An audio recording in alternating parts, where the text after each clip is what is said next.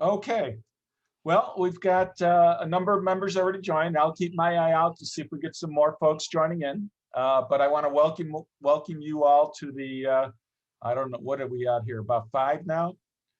5th Photo SIG meeting? Uh, Is it 5, Frank? I don't know. Well, it's the 5th, I think. Yeah. Welcome to another Photo SIG meeting. Tonight, we're going to be covering Apple's photo application. And I'm going to give just a brief discussion about that before I turn it over to Frank. So there's almost countless different applications out there that you can edit photos on your computer and in your iPhone and on your iPad. There's disadvantages and advantages to all of them. One of the advantages of Apple Photo is that it's free. And it follows along with Apple's iPhoto, the interface and everything, but they've made a lot of improvements to the application. It actually is quite a good database system to manage all your photos and to sort them out and put them in different categories so that you can keep track of all your photos.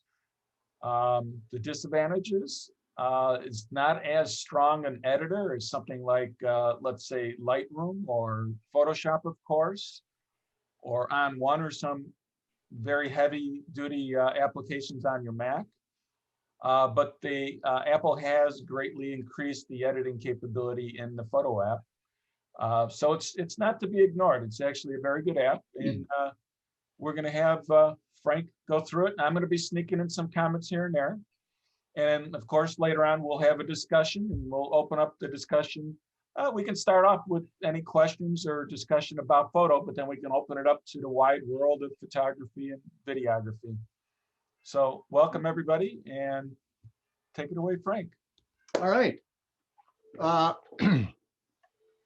What I'm going to do is share my screen with the Photos app up on full screen, and then where is share screen? Bing, share. Okay, so right now we've got photos up, and as you can see, this is a terrible picture.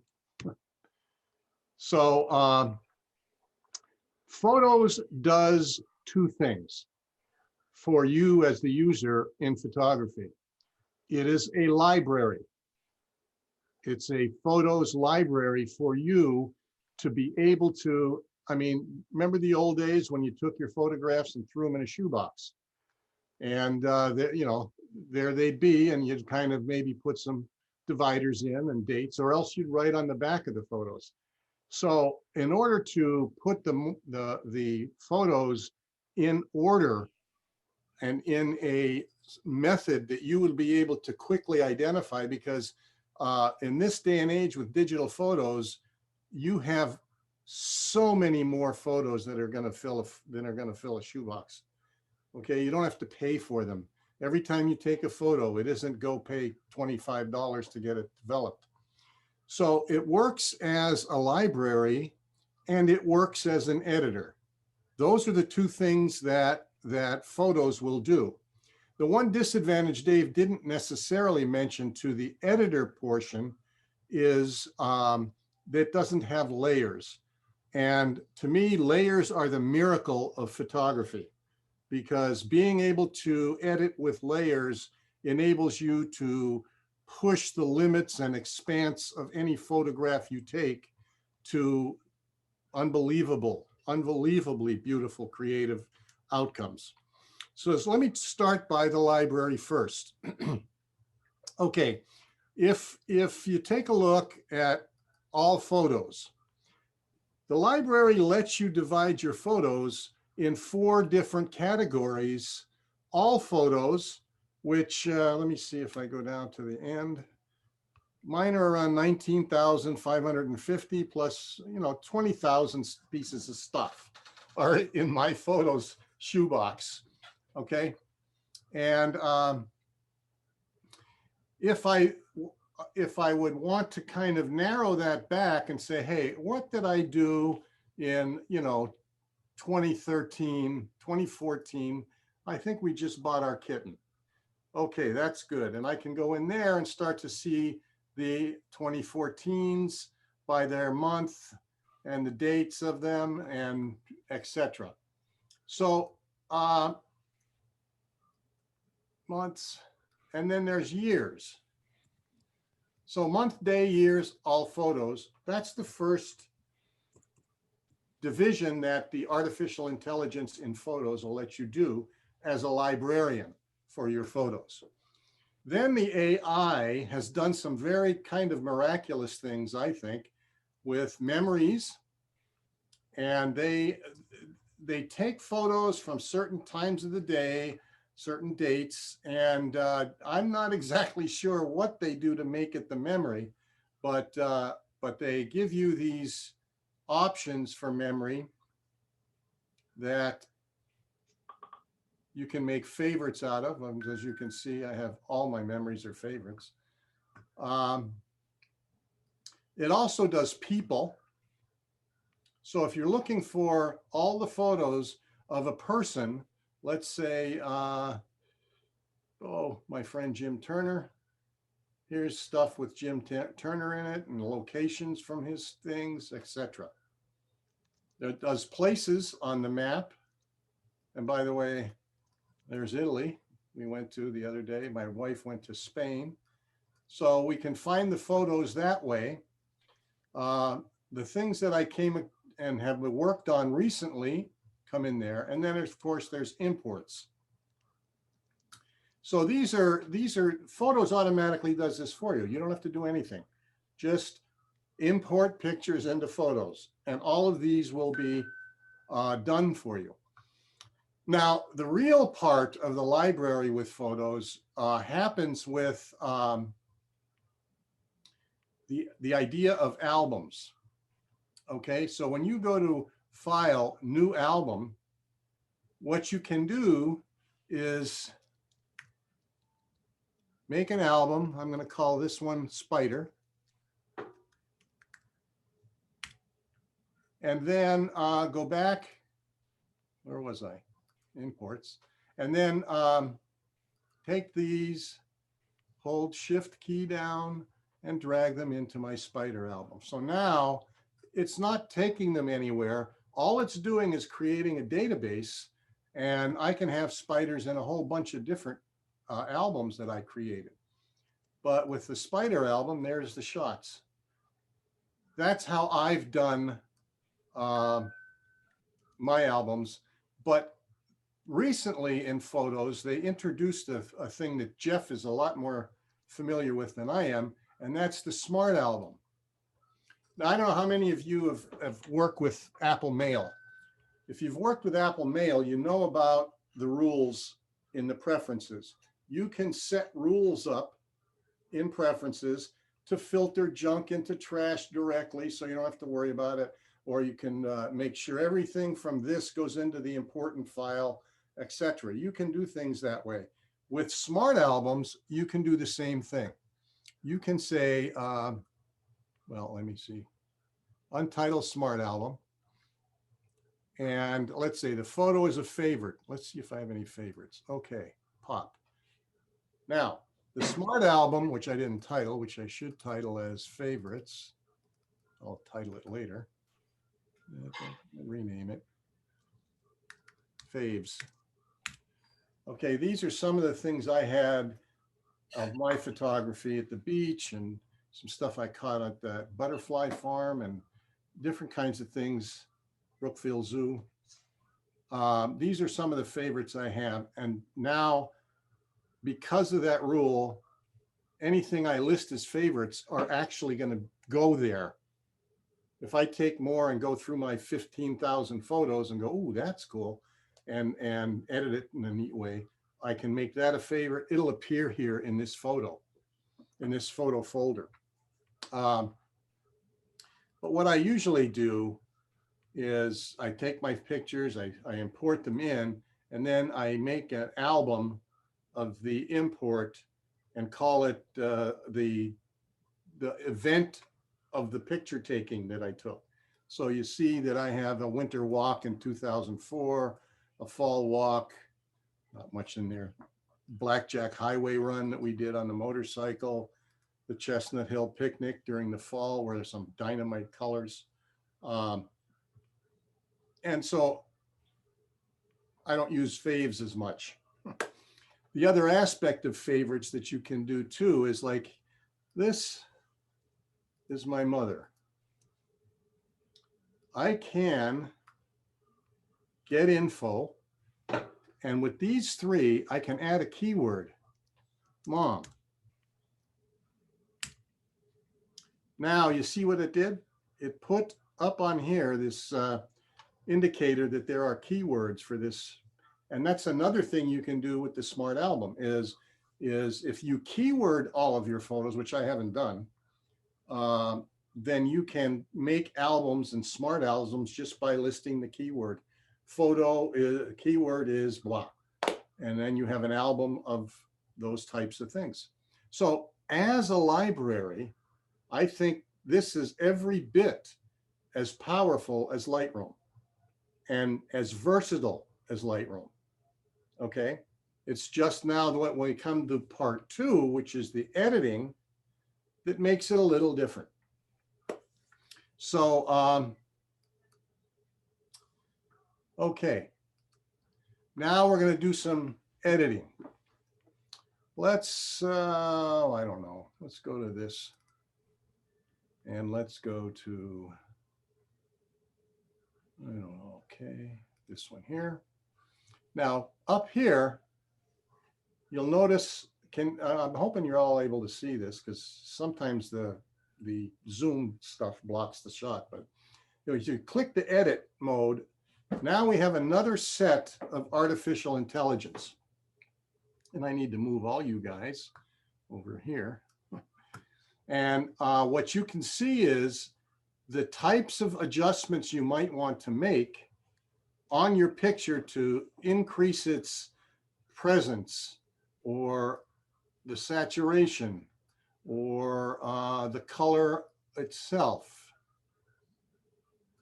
You can do that and you can do a skin tone to temperature tint balancing. You can make a warmth. You can make it, give it a warm thing. You can also try to create definition and, sharpen something. See what's happening to the photo as I do this? I don't know if Zoom is showing it to you in real time, but that's, so you can do things with the photo that are very powerful, and just as powerful as many of Lightroom's things, but Lightroom does take it over the top because Lightroom is basically chop the code off of Photoshop and put it into Lightroom. I mean, that's kind of what they did. But Apple, if Apple ever comes up with layers, I don't know that I'll ever go back to Adobe because this stuff is working really well. So you can do a bunch of different things just with your with these types of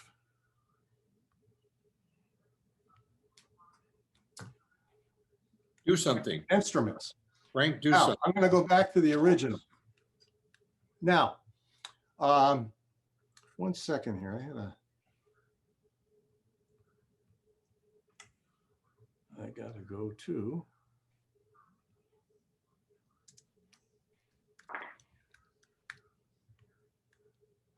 Now with those smart albums and the criteria that you set up, you can set up multiple criteria such that you can sort things. Let's say you want to look at all your photos from family photos, but you want to see only all your family photos between the years 2016 to 2020. So you add a second criteria. And then you might say you only want to see weddings. So you add a third criteria and it would sort it all by all 3 criteria. Done. And we'll go back to that screen. So yeah, if you're going into smart photos, you can certainly do that. So you can say that a keyword is family or Harley Hunter. Let's see if I have family in here. I don't. Now I'll just say. You do, up to, Where? it was, Oh yeah, I do, family. Okay, family. Then you can add the date captured or the date added is in the last 30 days. I don't think anybody will show up. I don't think they don't. Okay, but yeah, you can do that. I just don't have them arranged that way in mine. But that's entirely possible. So, okay, I got you guys over here now. So back to photos. So I think that the library aspect of it is really, really dynamite. But the editing aspect too, if we go into editing, one of the things that I think is very interesting regarding editing a photo is this. You guys see the round circle on my mouse? Is it working, the Pro Mouse? Oops, that's not showing it. Okay, manage. Okay, no, never mind. Okay. When you're doing editing, you should be able to go to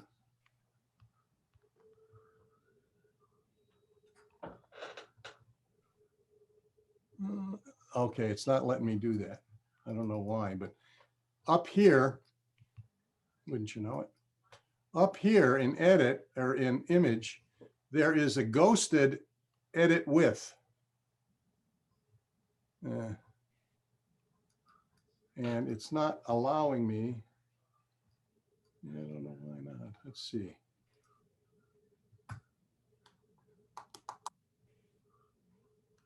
Nope. Okay, so let's get out of here. can you hit adjust, the word adjust?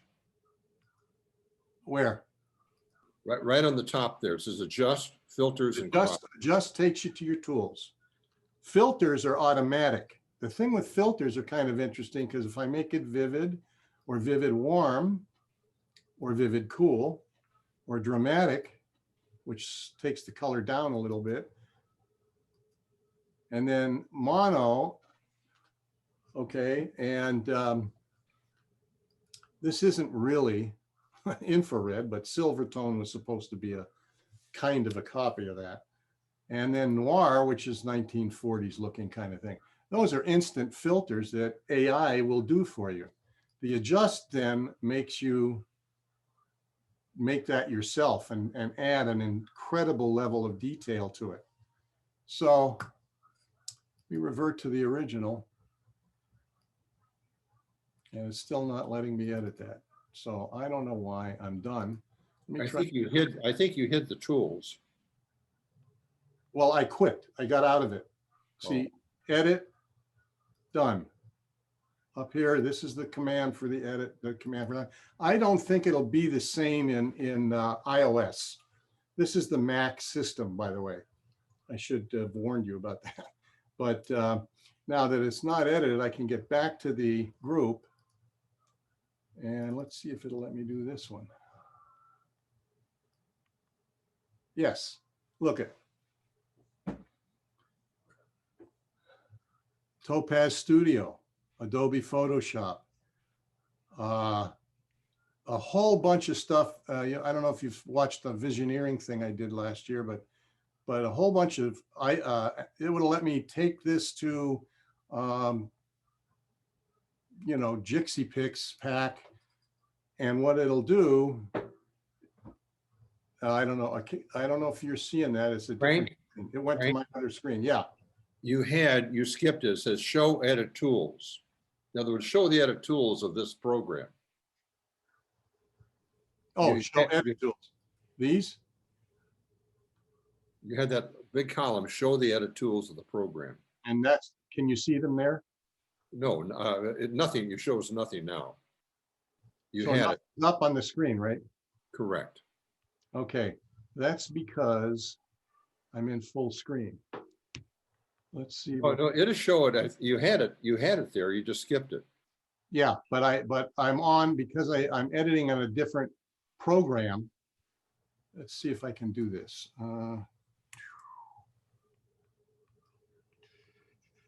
Well, we're showing photos Okay, can be can done. you see that?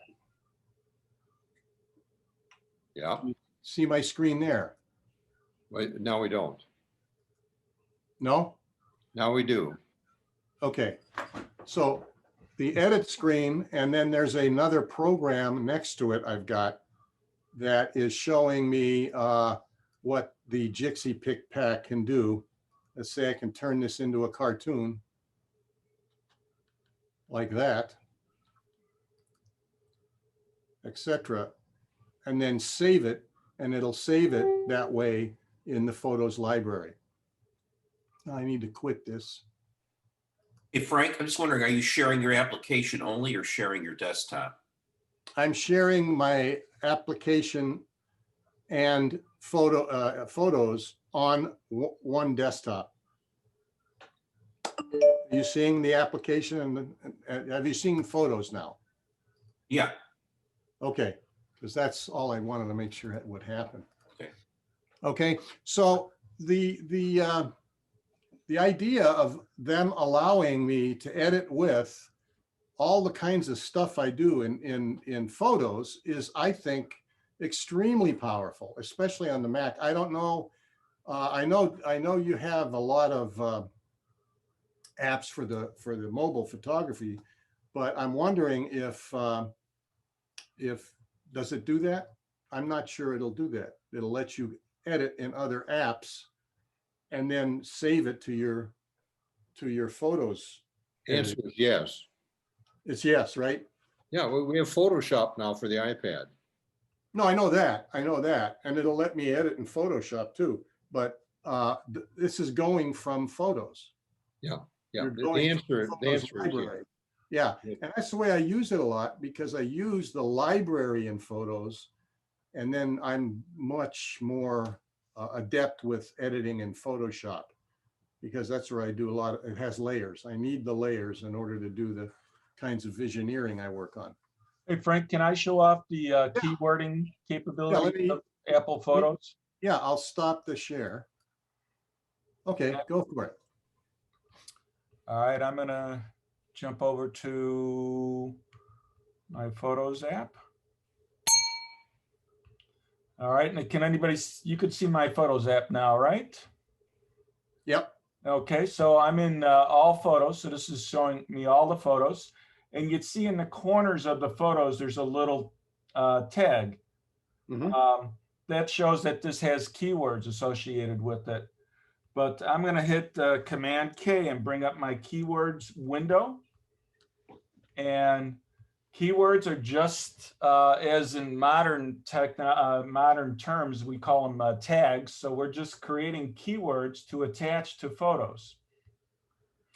And keywords are another way to be able to identify all your individual photos separately. So you see, I've created a ton of keywords, stuff from family to Egypt, dad, people's names, other family members' names, years and events, camping, celebration, fishing, scuba diving. You know, I've created all these keywords. Sure, sure. And you can edit keywords with the button down here at the bottom. So that just makes a big list of your keywords. So you can go in here and create new keywords. You can also assign them shortcuts. So for like family, I have F. So instead of having to click on it, I just hit F and it'll assign family as a keyword. So you can come over here and just hit plus and add a new keyword, and let's just call it photo SIG. And there we just created a new keyword, photo SIG. No, So it's very easy to add. Pardon?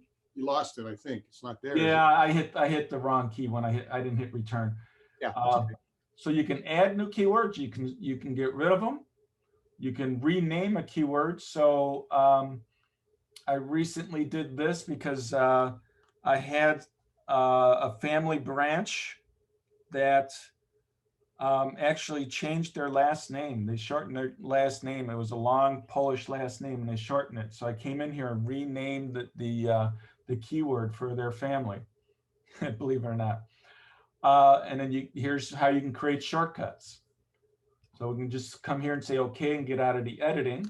So if we bring up a photo, if I select this photo, you can see right now that I've got the word family keyworded on it and Shivey's my last name. But we could also, I can go down and say that this was a celebration and click on celebration. Now, these highlighted items are the 3 keywords that are associated with this photo. So I can go and do a search on keywords and just search for family and it'll bring up all family photos. Or I can narrow it down and say family Shivey, and it'll just bring up the Shiveys that are family. Or I can even go further and say celebration. So you use these to narrow everything down. And just the same way, we can go up and create a new smart album and go in here and say that the keyword is family. And I can go and add another criteria, say that the keyword must also be, so is Shivey. So I'll go to my family. And let's add another criteria and say that, I don't know, description, keyword, let's go to keyword again. Let's just keep using keyword and say that it's wedding. And let's see what we get here. So we just developed this smart album and I can recall the album and call it Shivey's Weddings. So there's Shivey's Weddings. I hit okay. And now we've got the new smart album. You can tell because it has the gear on it. I select that and there's all the photos from Shivey's Weddings. So keywords are another way to go out and place keywords on all your photos for further sorting. Right, and it doesn't change the size of anything because it's actually nothing but a database inside the photo library. A very small amount of, megabits are taken up. Right. Another thing I want to point out here, Frank, I don't know if you mentioned it, but if you go into one of your albums and you delete a photo out of your album, you're not deleting it from your library. No, I didn't mention. That's good. Yeah, good point. It stays in your database. Yep. So you can go in and modify your albums, whether or not they're a smart album or just a standard album. Frank, I don't know if you explained what a standard album was. Right. I explained that you create an album, name it what you want it to be. And I said, I use it like a keyword. And then the photos, after I've imported them right away, so this is the day that I was walking around Chicago and I'll put walking around Chicago and slide all those imported photos into that album. Right. So here's another way to create an album. You see, here's a group of pictures that I've imported. They're in my photos library. So they're in the full library. I'm going to go out and just select all 4 of these pictures. I just drag a box around them. They're all highlighted. And if I go up to new album with selection, so it's going to use those 4 pictures and create a new album. And there it is. And it says Chicago because it took that, the AI took that information because it knows I shot these pictures in Chicago. But of course, you can go in and modify this.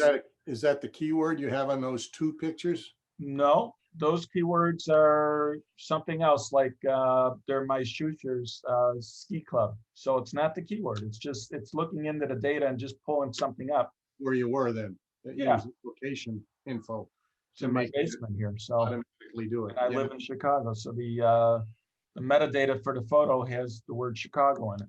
But I'm going to go up and change that, name of that album to awards. So there's those 4 pictures.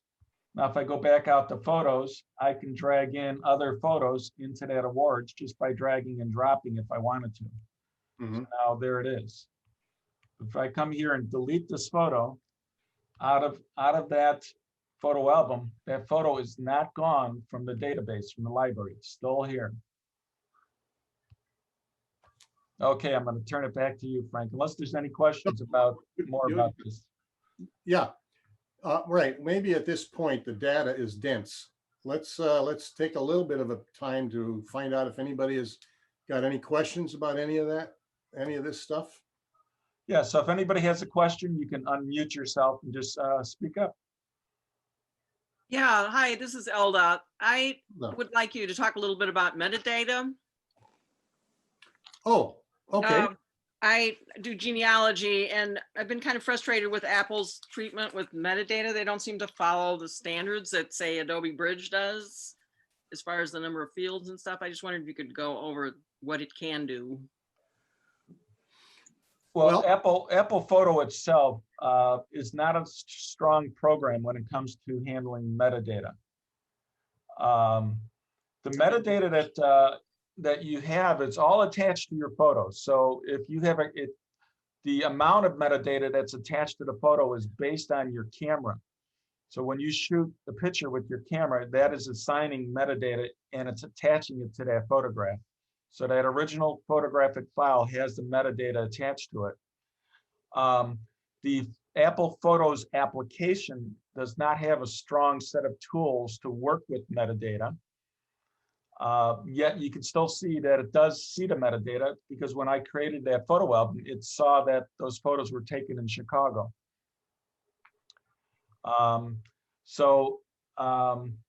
It's not as powerful for working with metadata as something like, let's say, Lightroom, which you can pull up a full page of metadata, and it might be 20, 30 different pieces of metadata that are available to be seen for that file.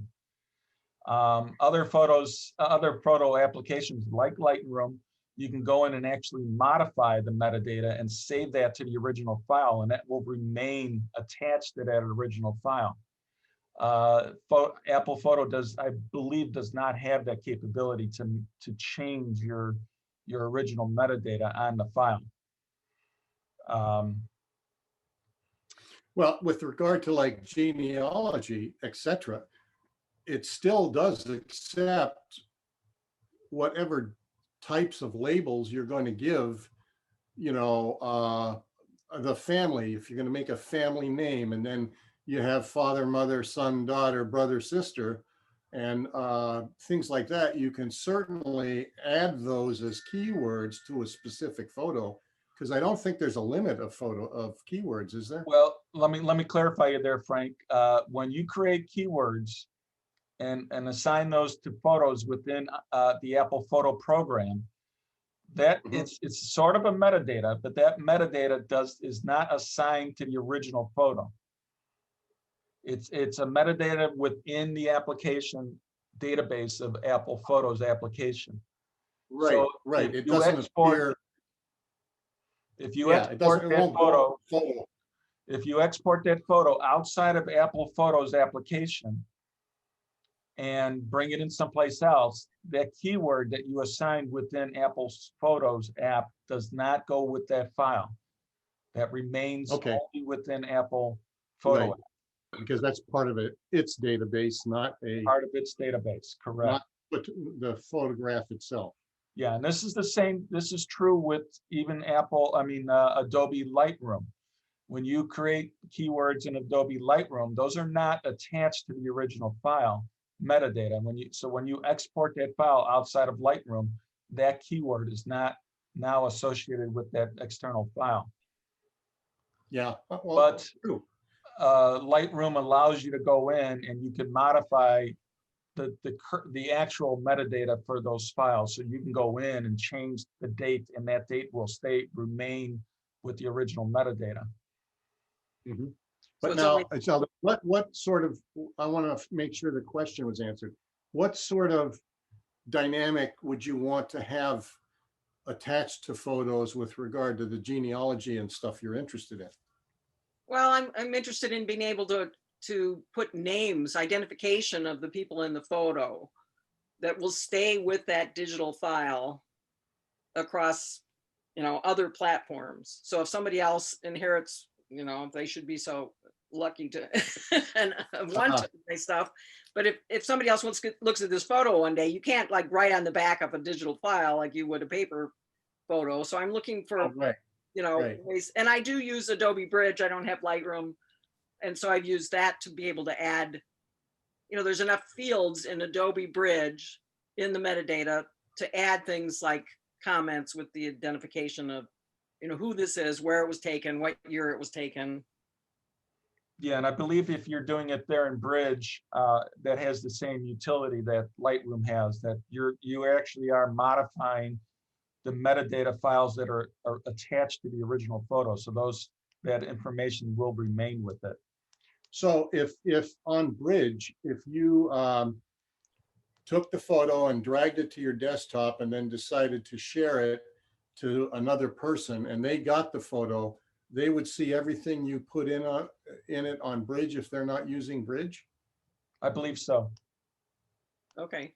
It has to be one of the fields that are showing up as an original metadata field. Graphic Converter will let you do a lot of stuff with metadata. What will? Graphic Converter. Yep, there's Oh, other yeah. applications out there that can modify the original metadata of a photograph, Right. graphic file. Right. Yeah. So Graphic Converter, I think that's very inexpensive, if not free. So that's one you can do it in. I'm sure there are others out there, other utilities. You can probably find them out on, Apple's app library. Right.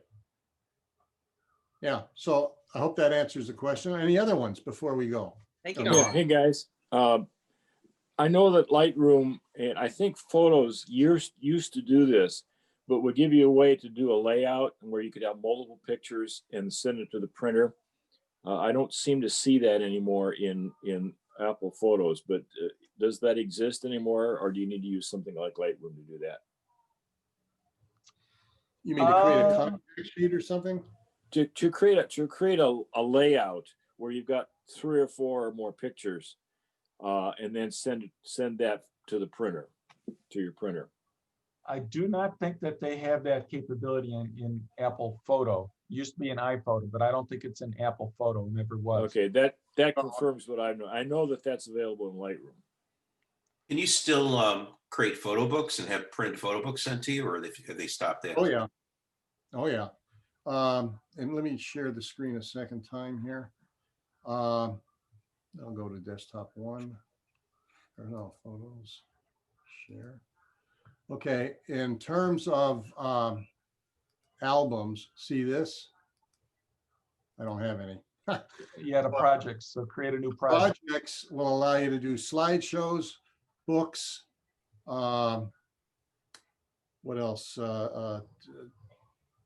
Brochures and different kinds of things that. Well, maybe that will do everything I'm looking to do. I thought that Apple stopped doing that. Well, when you have a project, let me see if I. No, because can do Apple that. used to print stuff, and I thought that they stopped doing that themselves. They that have, but you can still develop it in Photo and take it to another printer. Yeah, you can take it out to, there are services, book services that actually, when you go to Photos and you're making a new project, it will ask you what to. Well, go ahead and demo that for us. That's part of Photos. Pardon? I said, go ahead and demo that for us. That's part Yeah, of Photos. click right? on the plus Yeah. sign, Frank, and start a Let's new do it. project. All right, so if we go here, let me go to Photos. Let me do this. And then, let's see, Click on plus.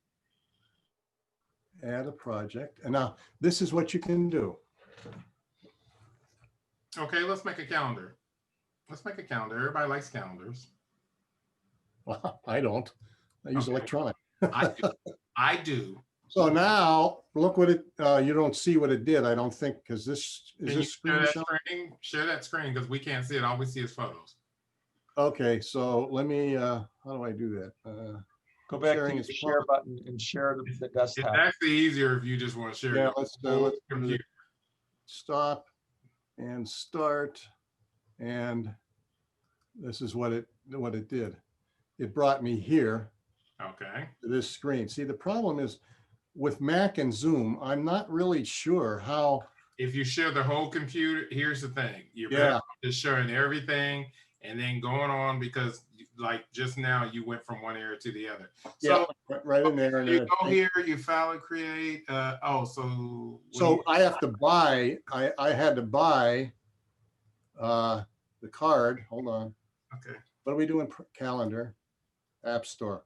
It says go to the App Store for the calendar that you wanted to play with.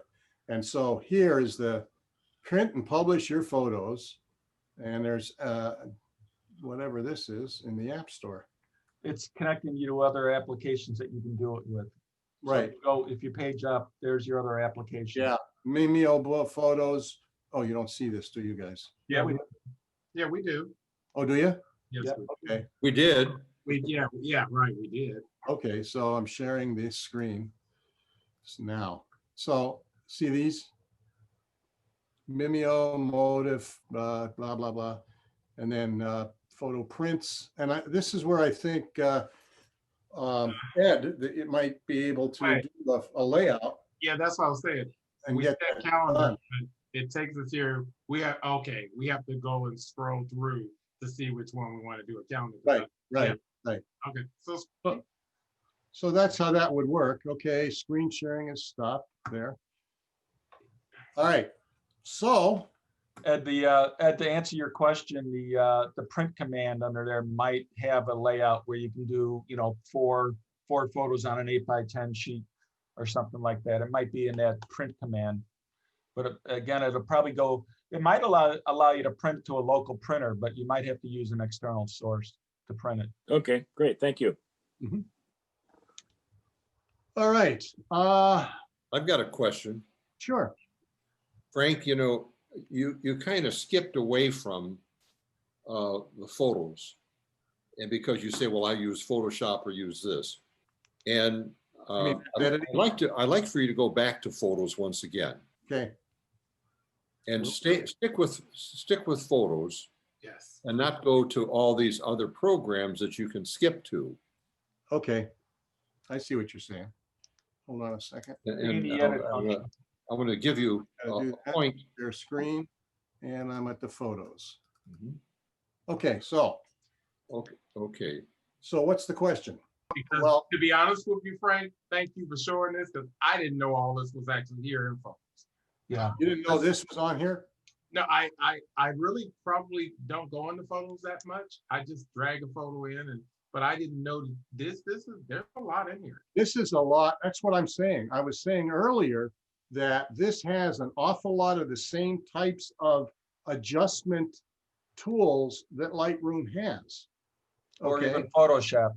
You know, Right. That's Photoshop. what, yeah, Photoshop has. right, Here it is. exactly. And I didn't go through, I'll do it one at a time if you'd like. The light changes or the exposure. Like saturation, sharpening, all this different. Yeah, here's saturation. Very first tool at the top, which you can, by the way, always say, go ahead, Sensei, do it for me. It's called the auto button on all these tools. So if the auto button is something that you that looks fine, good enough for me. That's a quick and dirty way to automatically get the exposure at the right balance. But turn it off and it goes away. The color is the next. And with color, you have the options of automatically do the color or not. I don't know if you can see the subtle difference. You guys see the subtle difference? Yes. You got to drag it to see a difference. I put that on auto right here. Yeah. That's Drag- automatic color. Drag the And then what I'm going to drag what bar? That Oh, bar. no, I don't. I just need to uncheck it. Okay, I uncheck it. Oh, and it should take it back, but it didn't, huh? It does, Yeah, it's it very does. It subtle. takes it. Does, it's subtle. If you It's go down very here, it's subtle. very subtle. But that's what it's thought to do as an automatic gesture. But if otherwise you can just go over to the top on the left and you revert to the original, and everything's back to normal in the middle at zeros. Okay, now that's one of the fallacies, well, not fallacies, it's one of the limitations of photos in iOS and on the computer, that you can go through all the saturation, you can go sharpening, you can do noise removal, you can do all these things. But if you want to change one thing, it reverts back all the way to the beginning, and all the little steps that you have, it doesn't revert back in just that step. It reverts totally back to the original. Well, the revert to the original is Apple's clunky way of defining non-destructive. Okay, it's non-destructive. If you shot that in RAW, it would be at RAW, the same way it always was. However, I do think, let me double check something here. Let's say I'm going to saturate the hell out of this picture. I am going to maybe sharpen the heck out of it, and I don't know. I'll throw a nice vignette on it. Okay. Sure. I'm going to say done. Okay. Okay. And now we put it back, and it looks that way. Okay. Now, if I come back and bring it up and hit edit, now that is all the default. And No, you it isn't. edit the default. No, it isn't, Frank. If you look down where you change stuff, it is still changed. So you can modify it back. You just didn't change. Oh, did it? the Did it road. change? Oh, okay. I thought it went back. Nope. Oh, okay. You got to go back. Yeah. Right. The settings remain with it. It The is. settings will remain with it. And the whole thing is, it comes back the way I did it. Now, I'm not sure, Jerry, what you're asking, because if you really want to do more stuff to it, you can. You want to bring that down a little, and you want to, take the, what else did I use? Take the vignette off, boom, get rid of that. You can do those things. Right. Time after time. So I'm not sure what the. Okay, you're saying you can do it one at a time? Yeah, Yeah. it's just a different interface, Jerry, than Okay. something like Lightroom. Okay. So Okay. you see that little blue check mark, like next to color, right under the Color. done? Where's Well, I can't, but that's okay. I can see the picture here. this one here? There. Yeah. Yep. If you uncheck that, it takes off just that particular setting, Well, it takes off the the group of settings. group. And then you can, if you click it back on it again, it would It'll bring it back to bring this. it back to what it was. Right. So that's a way to take off just a particular group of settings, like Yeah, for all the color ones. The color ones, or if you're gonna do things like definition or like curves and screw around like what Photoshop tells you to do with curves or not do, you can make. And let's say after you did that, you made some other changes, and then you want to take off the curves, you can just uncheck that, and it'll and then bang, it'll it revert takes it those off. back Right. Frank, do me without a reverting favor- the whole picture. Frank, do me a favor, go up and double click on the word saturation. Okay, let's see, where are we? Double click. So if you double click on an individual settings word, it'll take it back to the 0 settings. Yeah. So here's That also. Okay. double click. Yeah, so you can mess with all these settings and get it right All of back it. to what it was for that individual setting. Correct. It's I'm telling you, it's a very powerful editing tool for, the prosumer, I think, not pro, but the prosumer level, who wants to really mess around and get the best possible effect from their photos. I think all you need is photos. And let's point out that this is the common term, non-destructive. So these changes are not changing the original file. They're just here. You can modify them at will. Absolutely. They're And I not thought, permanent. I like that. I like that. Whereas in Photoshop, you've got to go out of your way to make it non-destructive. And add, what do they call those things? The layers that are Smart smart photo. layers. Yeah, the smart layers is like, okay, the original's in there and the smart layer is just going to have the data messing with it. Can So- you save two versions? Can you save a version with one set of edits and another version with another set and the original, all three visible in your photos? Yes, you have a duplication command, so you can just go and Correct. just duplicate it and make modifications to the copy. That's all. Yeah, you can do as many different variations of one picture as you can make copies of one picture. Now, this doesn't have the function that something like Lightroom would have, that if you make multiple copies, that it would stack them inside your database, and then you can unsnack them to see all your different variations and then restack them. Here you'd have the copies are all going to be next to each other. Right. But that's not a problem. Certainly put them in an album and show it that way. Yeah, This also syncs with your phone as well. Any photos you have on your phone, I believe. Correct. yes. Yeah, Yeah. that's an advantage here. You can have automatic syncing with your mobile devices right into the Photos app. And bring And all will it your recognize photos up. certain searches that you haven't defined? Like I know with my phone, I can say search on dogs or water or something like that. And it has the AI in the phone to pick that stuff up. I'm not sure. Let me Automatically. search. Let me get out of here. Yeah, I don't believe the Photos app has that yet. Let's I see, think- cats. The photo app on the iPhone itself, I think is, oh, maybe it is. Maybe the AI is here.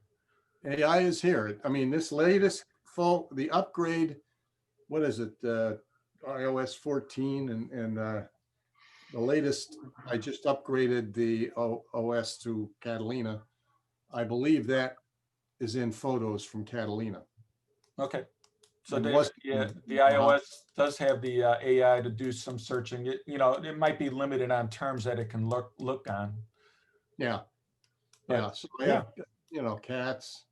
Then it has a whole bunch of things that cats appear in. But I Type don't in have whale, any dogs. ducks. Yeah, there's dogs. Okay. Yeah, so there's another way to search. I didn't know that was in here.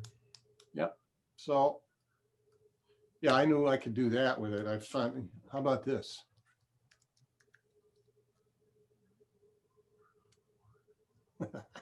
I add an S, it won't show it. But now, it won't do my bike. Harley motorcycle. Yeah, see what it changed now? All of that's motorcycles. Try just Harley. He did. Hmm? Yeah, so that's a new search methodology that I didn't know was in the Photos app. The new one, yeah, yeah, Thanks, David, for pointing that out. yes. Yeah, speaking of Catalina, I can't upgrade to it. It gives me a disk error all the time. I know it's off topic, but has anybody experienced that where you could try to go through the installation for Catalina and then it gives you a disk error? Well, I had a worse problem than that. I had what I tried to do is put Catalina on an external thing. And whatever happened, it ruined the internal drive. I tried to boot up and it was the folder that blinks with a question mark. And it would not give me the command R or any of the commands where you can recover anything. So Let's bring it back into Photos. Woodfield. Anyway, forget that. Yeah. Any other questions about Photos out there, folks? Yeah. Yeah, I do want to bring something up. I'm actually using Photos on High Sierra, and believe it or not, that AI works in there. I was really shocked. So looks like it goes back to there. Oh, yeah. Okay. So you're back in High Sierra? Yeah. Mhm. Yeah. Yeah. So I'm I'm missing my 32-bit apps, I'll tell you. But Just want to bring that up. so photos is, I think, for the price, oh, come on. There's nothing in any place that's equal to that price per benefit. I think that photos is well worth buying a Mac for. I used to use it all the time before I went to Lightroom. Yeah, yeah. And I think, you know, when I was working at Apple, I was selling Macs to PC users. I can't tell you how many times showing them what photos could do with a photo sold it. Okay, how much is that? Nothing. It comes with the OS, as did Office. Well, just to show you, I use Photoshop and Lightroom and some other advanced photo software, but I still use Photo. Yeah, I use Photo for my library. I'm still Oh. pissed they discontinued iDVD though. I used to use that all the time. Oh, I know, Yeah, I know. yeah. I missed that. That I enjoyed. But well, that's Apple. Has anybody read the article that that Bob Fairburn put up on the community about the iPhone 12 Pro and the capabilities of the new cameras? Yeah. Some amazing capabilities and Absolutely. Absolutely. some very nice capabilities. And then the Pro Max with the additional camera hardware, bigger lens on the wide angle, and actual chip the chip that's internally is actually doing the anti-shake. Some very big advancements in the phone hardware and software with the iPhone 12 Pro. With that new chip that does the AI for them and the AI is taking over a lot of the really crummy things we wish we could have got rid of. It's great. It's just great. By the way, I do want to make nuts. See if I can do this. I do want to make this here. Can you see this pic of the book photos? Yep. This is a brilliant book on how to work with photos, because I'll tell you, I've been reading it and there's a ton of stuff. I can't hold it. I didn't present it because we didn't have time, but there is a ton of stuff in here. And if you're a member, you get 30% off. So it's like $10 for the book. It's so worth it. I would strongly advise you to get it. We have a link. I'm seeing your screen. I'm not seeing anything else. You're not seeing the photos cover? I see Renaissance Fair. Right. I see your iPhone, your photos. Yeah, you have to stop sharing your screen, I think. Okay, I gotta make this not full screen. How's that? And shrink this down. Oh, I'm sorry. I didn't have mine on show speaker. I apologize. Now I can see you. Okay, so now. But I have mine on show. Frank, that book, where did you get it? Were you holding the book? I got it at the, No. if you go on community, there's a link to Take Control Books. Right. The publisher is Take Control Books, and it's Jason Snell. Right. Now I'm using it on, I think it's because Kindle is making me not go into where I want it to be. One thing about Frank, when you're actually presenting, it is best to just share your whole computer. And how do you do that? You basically you click on share and yeah, if I click on share, it gives you optimize screen share computer. It gives me, what do I want? Basic, advanced. It's desktop. It's normally the whole, and it gives you the whole kit and caboodle. All the best. At any rate, Frank, while you're doing that, there you go. Thank you. Control Books from and Jason the club Snell. gets 30% off all Take Control books. Absolutely. And that it's a $15 book, $14.99, and you get it for $9.99 as a member. So well worth it. I made it as an ebook. I downloaded it as an ebook because I don't want to have a lot of paper around, but it's well worth the effort. And a lot of this stuff we talked about is in here. And the guy is clear. He is very clear. Okay, I mean, an 8th grader can pick up this book and learn photos pretty well. So, Yeah, Jason Snell's a good. very good author. He is. He was in Macworld for a long time. But okay, I think I'm going to be calling that a wrap for unless there's anything else anybody wants to see that I forgot about in my 73-year-old brain with stuck file cabinets in it.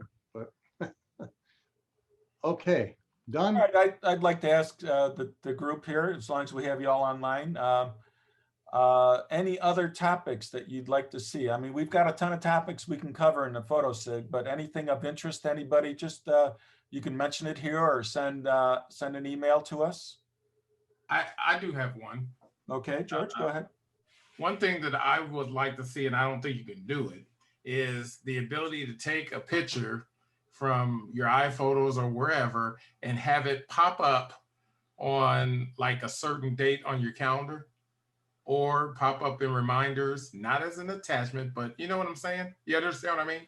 You know how when your reminders pop up or your dates on your calendar pop up, it actually be able to pop up instead of the words with the picture attached, but pop up the picture. You're saying that capability is out there? I'm not I sure. don't know. I don't think it is. I'm just bringing it here to this body since we're all photo people and it's a photo related thing. I don't think it is. I'm just throwing it out there, especially since I got Jerry here. I'm just thinking, if anybody knows about it, it would be this group of people. There's probably an app out there that can do it, I'm sure. I'm sure it is. I'm sure that there is. So you mean to tell me I've stopped everybody who's on here?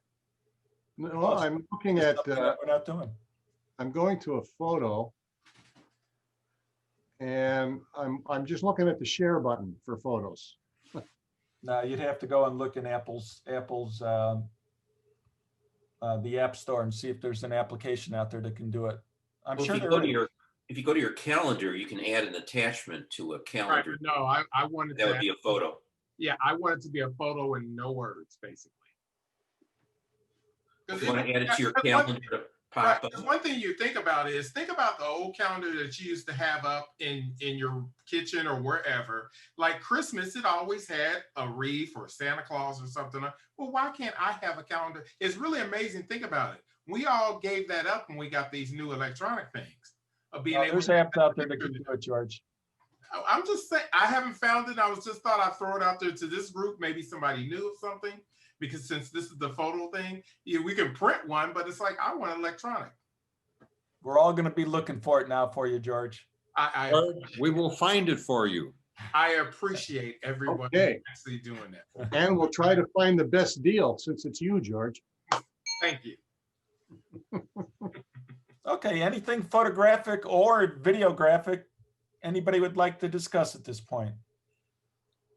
Well, I would like to just say again, I sent out to Frank and I sent out to Jeff, and David may have it because he's now a part of the new open group of iPhone photos with infrared on Facebook. And if you go to that setting, two incredible people, DeWitt Jones, former National Geographic photographer, speaker, he commands 50,000 to make a speech, and he gets it. Incredible guy. And Jack Davis, one of the top minds in photography and creative photography. And the third person is Rad Drew, a very close friend of mine from Indiana. And they put together this group, and you have to do it on an iPhone. We all have converted, well, maybe not all of us, converted cameras, but most of us do. I know David does, and I have converted for infrared only, color or black and white or both. But now, because we can do this on an iPhone, it's incredible. And it's going to be more incredible with 12 Pro Max for many reasons. You know, did you put that up on community? No, I sent it to you. I emailed you that. No, I did not. I think it would be a good idea to let the members know. I will do that. Yeah, put that up on community. I will do that link. Yeah, that would garner a lot more interest. And if you read through some of the instructions from Jack Davis, and everybody is supposed to, I'm kind of sloppy at it, put in basically the metadata from photos, because you can actually use the native camera, we'll call it the native camera, in your device, and then which goes into photos, and use that editing. And then you never, as a photographer, you would never stop there. You would go into Snapseed and maybe some other mobile devices that are really, really powerful, because they can do layers, they can do layer masking, they can do all of this with RAW, and we can shoot RAW now. Not a problem. And the new phone can shoot RAW. I can shoot RAW by shooting Lightroom Mobile, which is free. You don't even have to have Lightroom. It's free. If you're a paid version like Frank is, and I am, and some of us are, you get maybe one or two other tools. But the amazing things that we can do now, of course, some people go on, and I also have and use Topaz Studio, and many of the Topaz things that are so powerful for enlarging. It's amazing what's out there. And I'm trying to stay as mobile as possible. Now I found out that the mobile Photoshop, you can size an image, because I found another app to size it, because so many places may want a particular size, no larger than this, blah, blah, blah, blah, blah, blah. And there was one thing that was kind of lacking, but then I found this one called Image Size Pro, and it's free. But then a Photoshop on the iPad, see, not my laptop that I'm on right now, and I'm trying to be pretty mobile. It is totally amazing what can be done now. And I think, Jeff, you asked me to do some of this the next meeting, correct? No, it's something we can discuss here. Next meeting, we're not too sure what the subject's going to be yet. Okay, I thought you told me you wanted that, because I prepared. now we're going to change it? Okay, all right. I've got a question. I'm seeing some interesting backgrounds for people. Is there a way of take your own photo and make it into a background? Yes, there is. See this one? That's the photo that you see behind me. That's I took with my 360 camera on the front of the sailboat. How do you make it into a Zoom background? Just go into preferences and just choose, you have to import the photo into the preferences background. The preferences of Zoom? Whose No, preference? actually, Preferences if of you Zoom. go into Okay. in videos, You see mine, background. Millennium Park? Yeah, can recognize that as theater. Okay, if you go into your Zoom settings in the video settings, Yeah. and change background or whatever, if you look in there, there is backgrounds and filters, and then in the back, and let me share the screen. I think this should be. You know what? That brings up a very valid point. Can you just take any picture and make it your background in Zoom? Yep. Yeah, because if That's you what I kind of think. add image or video, add an image. So if I click add image, it'll take me to wherever my images are. Look at David. I've been having a lot of problems since I've gone to different filters now. I don't know what it is. Ever since I upgraded to Zoom. Filters or backgrounds? So, I mean, because one thing, again, we're in the photo SIG and you guys play with photos. I was just wondering what the limitations were with that as far as with any backgrounds. No, you I can think they put need any, to be anything JPEGs, you but want. that's the only JPEG limitation. that with Yeah, any it has to be size JPEG. limitations. So, by the way, that where it said add videos, I have seen people do some really good stuff with that. Like they put a video that it makes it look like they're actually sitting there and they're gone away. And it, you know, it makes it look like they're actually participating in the Zoom meeting. And people, Well, that must be corporate stuff, you know, of course. but yeah, there's a ton of things you can do with the video background in Zoom, and it's choose the virtual background. And when you Look click at David, look at David's right now. Yeah, that's right. I'm in Cabo right now in a golf cart. I took this video from a resort a while back on my phone yeah, yeah, and was able to convert it over. you know, and there's a ton of like looping atmospheric things. You can go into space and take a good look at the Milky Way and travel through it. If I added a video, I don't know if I have any videos with me here, but Videos are kind of distracting as a background. Right. Yeah, it yeah, is. they are. Plus, you know, I'm not really, this is my office here because I don't do the video thing anymore because, you know, for some reason or other, I get sucked in and half my head goes away and It all has to do my with, hands disappear and it it all doesn't. has to do with the capability of your processor and your camera. This If is your an iMac processor is Pro. too small, too slow, it's gonna mess up. Right, and so it's an iMac Pro, so it's not a skimpy thing. I might buy the Mac Pro. We'll see what happens, what that does. Your background looks too much like you, so it has trouble discerning the background. If you had a white background on your gray shirt, it will discern you better and pull you out of there better. Does anybody Yeah. use a green screen? George Brooks is using a Barry Butler picture. That's a Barry Butler picture.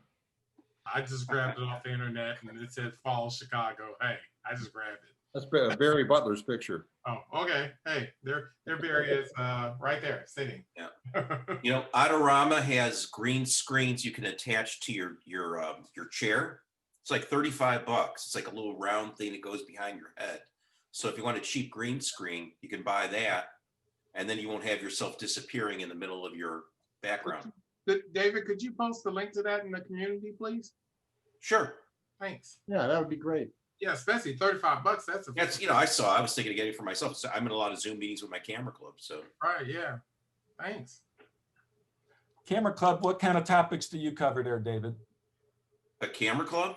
Yeah. Well, we do competitions every month, and then we have speakers that we'll usually get from other clubs as part of Chicago Area Camera Club Association that talk about different topics on photography or types of photography.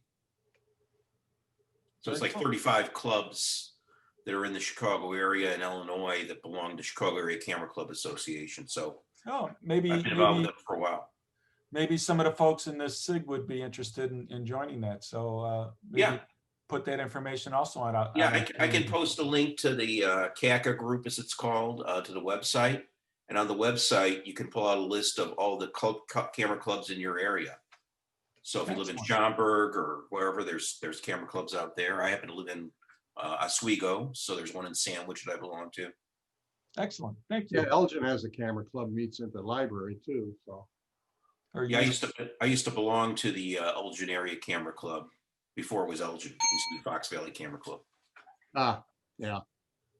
By the way, since we're talking about iPhoto, but we've gone off of that, but I want to go back to that.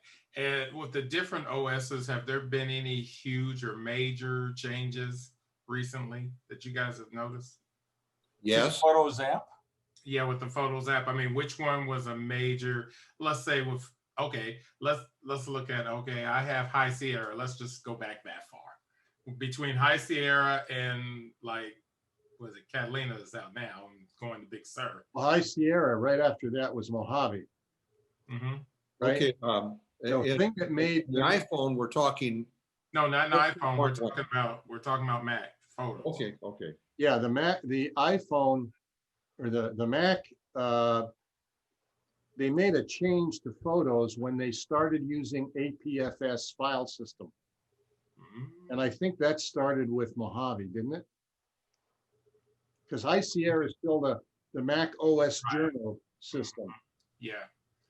And they did some really good things with photos, because when they changed to the APFS system, they did something with carbon and the activities of hitting the graphic stuff with carbon. So I don't know the physics of it. Well, But now you bring up another question. I got two Macs. I got a 2018 MacBook Air, and then I have this 2011 on the High Sierra. They can't share a library since one's on APFS and the other one's not, right? No, that might not be I true. don't know. You might be able to share. it should be with the iCloud. No, I'm talking, well, that's true, but no, if I were to put it on you know how you can put your photos library on the external NAS? Mhm. Well, I guess that would make a difference because it's on a NAS, Well, but it wouldn't be IPFS. It shouldn't. Give it a try, George. I don't want to mess up my library. You know, Make this a copy library, of it. Well, you know, if you copy it to your NAS, it's not going to mess up whatever you copied from. that's, And do a really good backup first. yeah, you got a point, Susan. Thank you. That's true. I've been really thinking about it because this machine is, I'm trying to hold out for a silicon, but my machine is really starting to go. You know, I had to replace my 2010 a month ago. See, so I'm right behind you. So I couldn't go higher than High Sierra. Right. But the thing about this is I'm right behind you, but mine, certain things on it are failing. And I know the writing's on the wall, but I'm trying to hold out for the Apple Silicon because, hey, why not? Well, there's supposed to be an event next month. See what happens. But if things are starting to fail, you better be careful with your backups. My backup was more than 2 weeks old, and I finally had to get the repair shop to put the hard disk, which was still working, buy an external device, put it in there to be able to get all the new stuff. I don't go that far. I have Backblaze. Okay. So, Okay. Well, if we're done, we'll call it a night. And I want to thank you all for coming out. Yeah. And let's look forward to the next meeting. A Yeah, quick question, can I post on the community page in the Facebook group page, or do I have to just post something? You want to go right to community and post it there. Okay, The Facebook is, that's not, I don't think that's open for posting from anybody except the board. right. And the one thing you look at, the majority of us, the information that we share is more so in the community from our events. okay, I'm just trying to figure out where I can post here. Does it allow me to post in the community going? Yeah, if you go to, let's see, what's the address for the community? It's www.community.my SCAU, so myscau.org. Okay, so I just have it on my phone right here. I'm looking at it. It doesn't want me to post there. Well, on the phone, on the mobile devices, you can actually download the Discourse app and then get to it from there. But that's the address you need to use is www.community.myscau.org. Okay, That'll take you to our community page. Oh, and by the way, for those of you who are actually watching this on YouTube, don't forget, please don't hesitate to join us by going to myscau.org and become a member of the Suburban Chicago Apples Users Group. You can join us in our online community also. Thank you, George. And I'm one of the board members. Frank, you're doing something funny with your backgrounds. Apple's doing it for you, huh? No, I made that. Oh, did you? Wow. Really It nice. took their screensaver, and I took a screen grab or a video grab of the screen and created a movie. So I'm just doing. So I made a video background. Oh, I wish I was that creative. You are. You just gotta get to it. Don't know it yet. Actually, to be honest with you, I will tell you this. I was not creative until I got a Mac.